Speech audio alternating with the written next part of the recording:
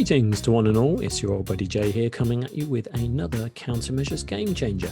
Now this week I would like to talk about Hotline Miami.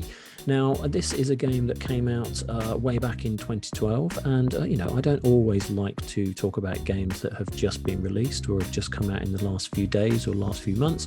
I also like to occasionally throw back to some of the games that I'm gradually learning I should have played a while ago.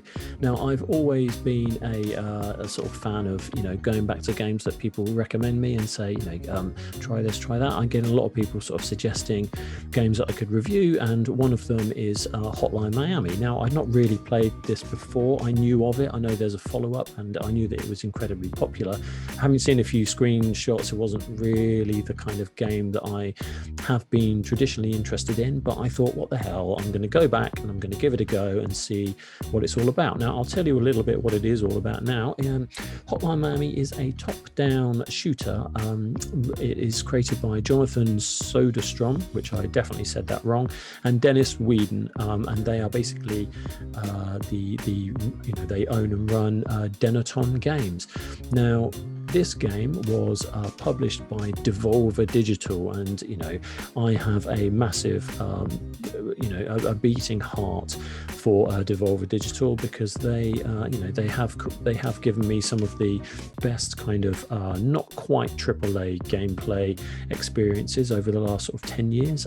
Games like My Friend Pedro is one of the ones that they're incredibly well known for, and they always come out, and more recently Fall Guys, they always create or publish some of the most interesting and sort of edgy games out there. And I decided that I'd go back and take a look at Hotline Miami, because it does mark an important part of their life, as a business, and sort of publishing the kind of tone of voice that they have when they're doing publishing, that I think is worth looking into.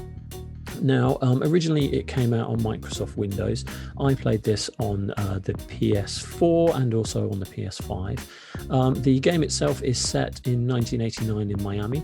It revolves around an unnamed silent protagonist, dubbed Jacket by fans, who has been receiving coded messages on his answering machine instructing him to commit massacres against the local Russian mafia. Now the game blends a top-down perspective with stealth, extreme violence and surreal storytelling. Oh, what's going on with me? I'm stuttering away today. The game blends a top-down perspective with stealth, extreme violence and surreal storytelling, and it has what I consider to be one of the best soundtracks of any game of all time. The soundtrack is all kind of inspired by 80's culture. Obviously this top-down sort of bitmap approach for the kind of look and feel and the design of it all is all very stylized. But what's interesting about this is that traditionally if you were playing a game of this nature back in the day, you'd be very familiar with, which I have been, of games like Gauntlet and things like that, where you're playing top-down. There is a certain amount of violence, but nothing to this extreme. I mean, it's just completely over the top. You're chopping people up, you're machine gunning people, you're knifing them. The blood is extremely over the top, but because it's all kind of bitmap graphics, you kind of let it go. I think there's something incredibly satisfying about playing this game. And so you basically pick up different missions, and you go to different locations, and your job is to basically wipe people out from those locations. Like I said, you pick up different weapons and you have different objectives, like saving girls or killing off mafia bosses and things like that. I did really enjoy it, and I really like the tone of voice of this game. I like the style of it. I like the way everything's put together. I like the typography and the art direction behind it is very strong. I like the simplicity of it. It's a homage to all of those games, back in the sort of 80s that couldn't achieve any more than just this simple approach.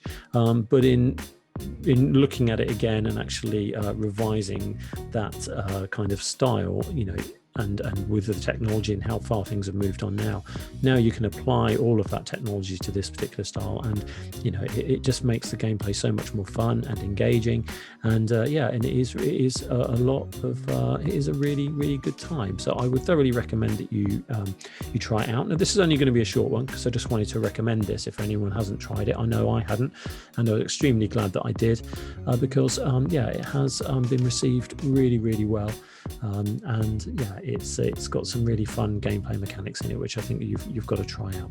Now what I am going to do is I am going, this time I don't normally have sound in any of my review videos from the games, and mainly because it's the sound and the music that tends to be the problem with any kind of copyright issues.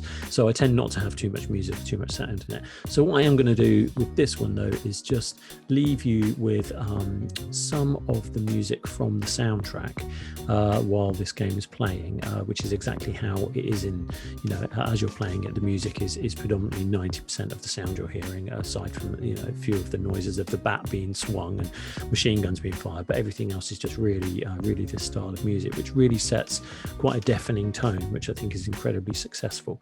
So I'm going to leave you with this, and I'm going to say, do try it, check it out. It's a definite 7 out of 10, if not an 8 in my book. I love Devolver Digital. This is just another game that I should have played years ago, and I'm glad that I did revisit it, and I recommend you do too.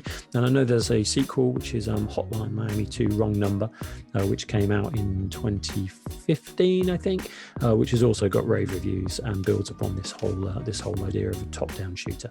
So definitely try it out if you haven't. It is really good. So with that, I will say be good, stay safe, and be kind to one another. Enjoy. Cheers.